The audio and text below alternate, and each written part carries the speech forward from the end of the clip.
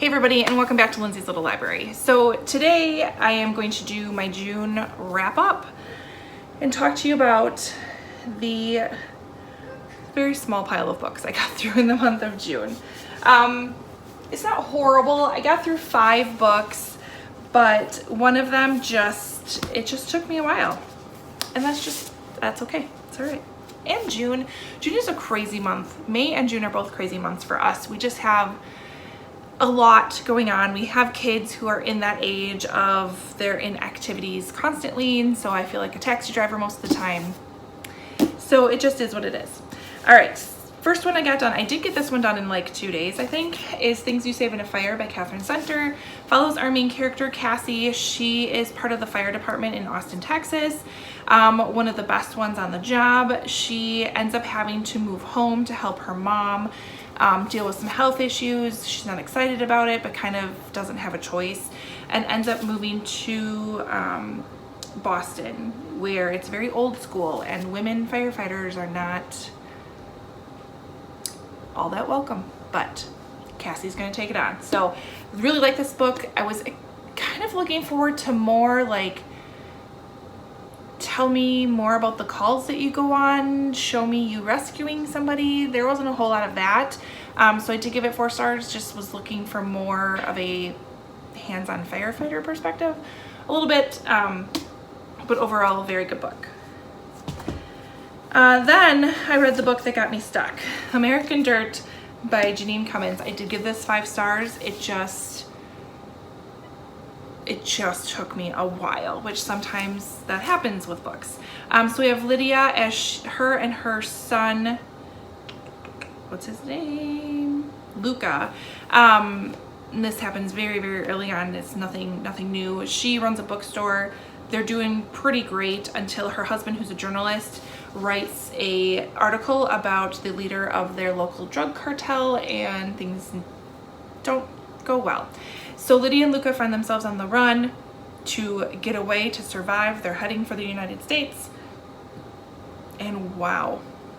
So wow.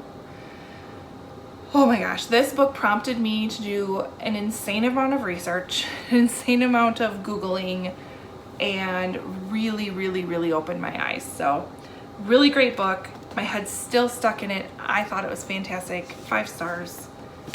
Wow. But it took me like 2 weeks to get through that, and that's not normal. So then the rest of the month, I actually got through Promise Not to Tell by Jennifer McMahon. Love me some Jennifer McMahon. This wasn't quite as spooky as I was hoping for. Still had spooky elements for sure. There was this ghost that they referenced that was a girl that was murdered, and they call it the Potato Girl, so that was a bit spooky.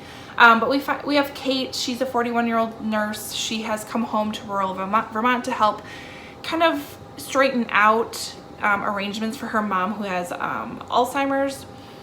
She left this town because her friend was murdered when they were younger. She comes back, that mystery still hasn't been solved, and coincidentally another girl is then murdered right when she comes back. So very interesting, really short, very good. I think I gave it 4 stars. There are better Jennifer McMahon books, but if you're a Jennifer McMahon junkie like I am, I say still pick it up. And then I got on the Grisha-verse bandwagon. I read Shadow and Bone and Siege and Storm by Leigh Bardugo. I read these with Sarah from Sarah's Nightstand, Amanda from The Curly Reader, and Krista from Books and Jams. We are working on the 3rd one, I think, this month, wherever it is, somewhere. But we got through this. This is, it's a fantasy book. We follow Alina Starkov and her friend Mac as they grow up, and I don't know how much to give away, maybe we'll read the back. So she's orphaned, both her and her friend Mal, are orphaned. They grow up together, and they're together until the day their army regiment enters the Fold, which is a swath of unnatural darkness crawling with monsters. When their convoy is attacked and Mal is brutally injured, Alina reveals a dormant power that she didn't even know existed. She saved him. Ripped from everything she knows, Alina is taken to the royal court to be trained as a member of the Grisha. the magical elite led by the mysterious Dark Lane, who is a beautiful man. With her power in his arsenal, he believes he can finally destroy the Fold, and now Alina must find a way to master her untamed gift and somehow fit into her new life without Male by her side. And then obviously this is a continuation, so I don't want to tell you anything that happens because I'm going to spoil things. So I did get through those, which that's pretty respectable amount of reading that I got done. I'm super close to finishing Malibu Rising by Taylor Jenkins Reid. I'm listening to that on my Libro FM app. Which I love Libro FM. My link's below if you're interested in a really awesome audiobook subscription service. Highly suggest. So I'm listening to that. I want to say like 2.5 hours left. I'm really close to the end. I need to finish it by Thursday because, well, book club's Thursday. But I still have time. And then I am super close to finishing Atomic Love by Janine Fields. I have maybe 30 pages left, but I'm gonna sit down and finish this one. This one takes place in 1950s. Rosalind Porter, she helped work on the Manhattan Project that developed the bomb that went off on Nagasaki and Hiroshima. She feels very guilty for it and is given an opportunity to kind of help fix things because the FBI suspects one of the people from that project is a Russian spy, so she kind of tries to help solve that. So I'm gonna finish that one today.